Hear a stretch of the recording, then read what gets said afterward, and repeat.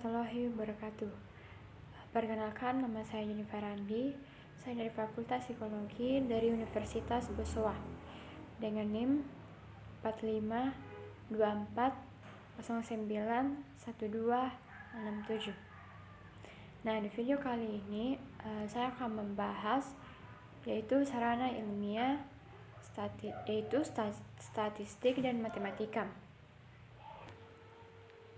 Nah, yang pertama yang saya akan bahas yaitu tentang statistik. Apa sih itu statistik? Kata statistik diartikan sebagai keterangan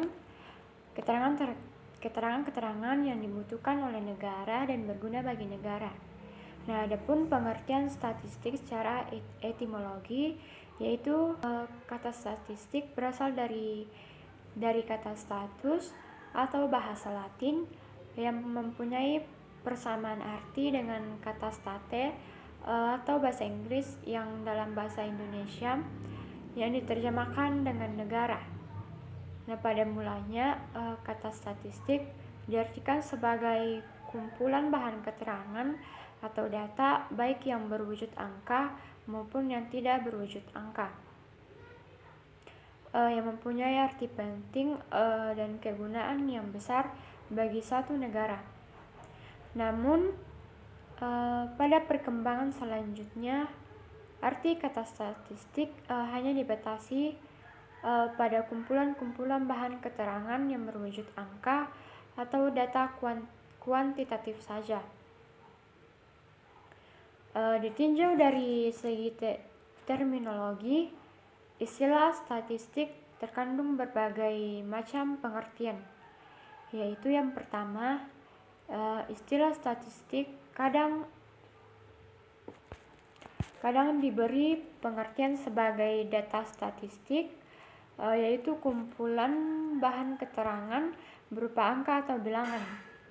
Nah, yang kedua sebagai kegiatan statistik atau kegiatan perstatistikan atau kegiatan pentatistikan.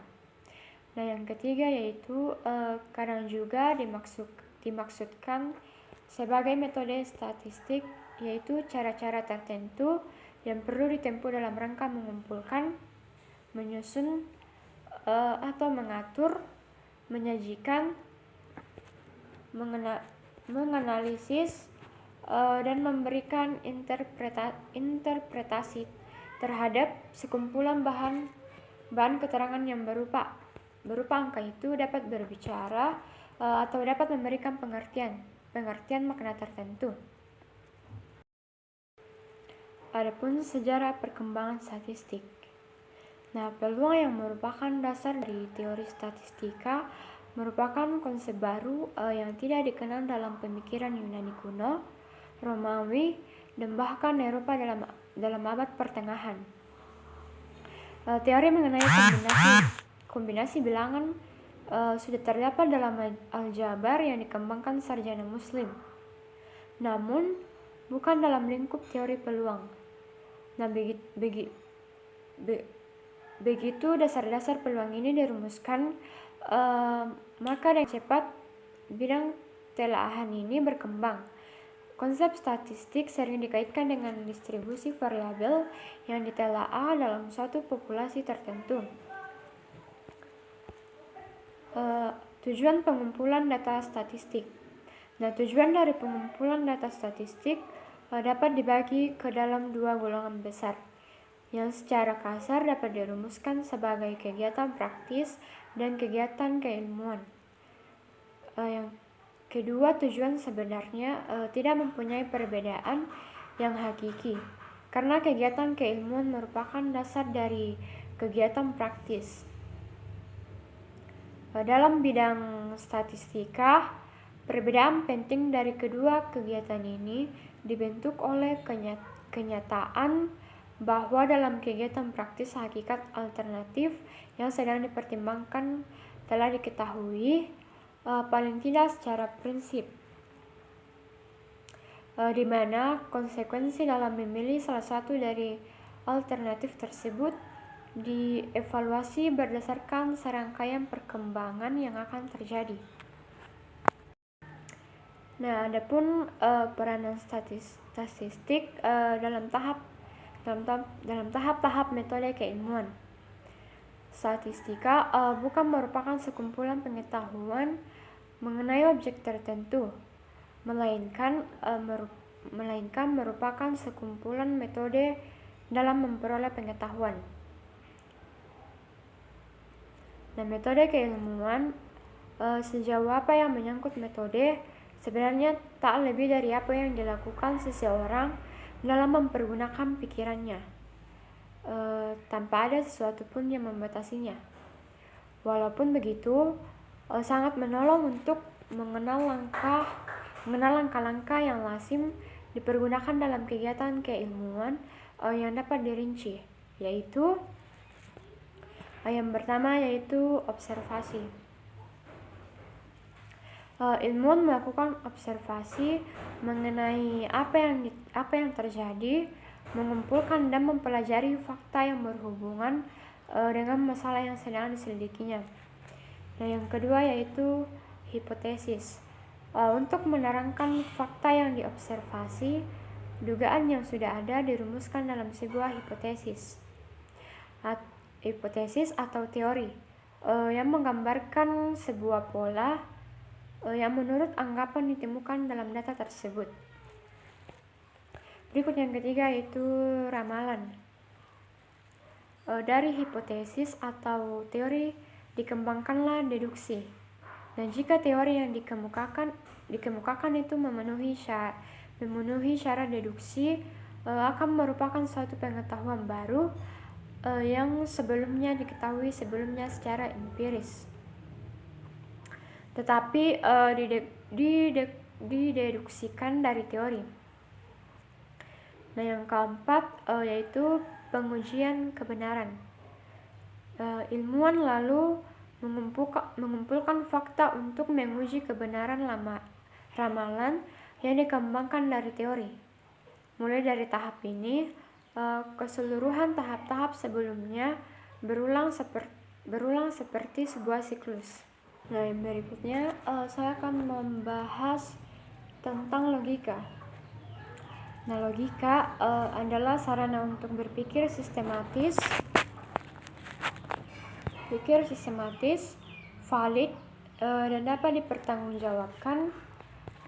Karena itu, berpikir logis adalah berpikir sesuai dengan aturan-aturan berpikir, seperti setengah tidak boleh lebih daripada satu.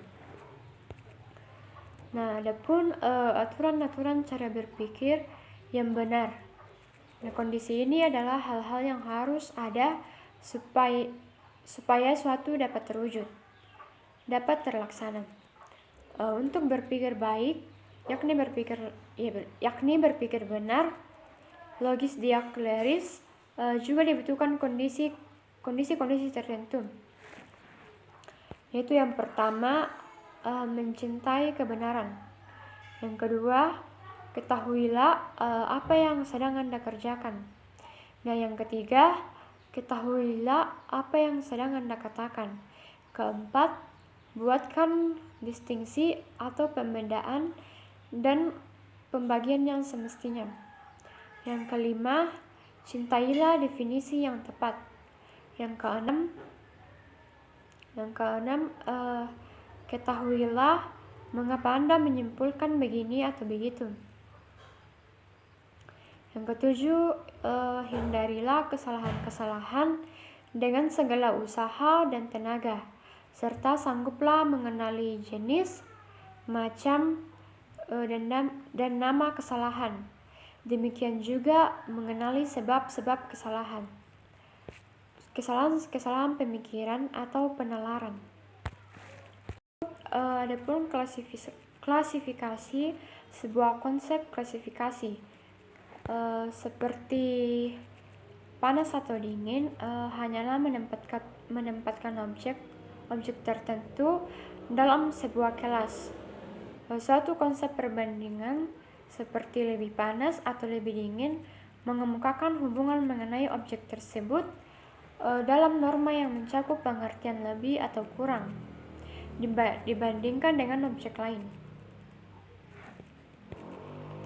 Nah, berikut adapun aturan definisi.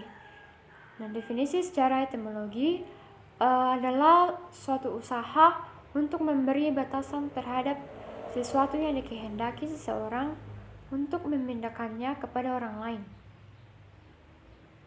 Dengan kata lain, menjelaskan materi yang memungkinkan cendekiawan untuk membahas tentang hakikatnya.